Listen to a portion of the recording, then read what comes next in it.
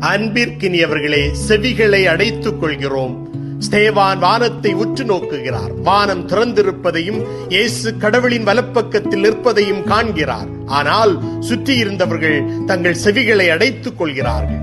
ஒரு மனிதன் உண்மையை பார்க்கும் போது வானத்தை உற்று நோக்குகிறான். உண்மையை எதிர்க்கும் போது தன் செவிகளை அடைத்துக் கொள்கிறான்.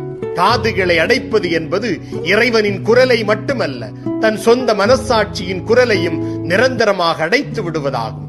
இன்று நம்மை சுற்றி எத்தனை செவிகள் அடைக்கப்பட்டுள்ளன.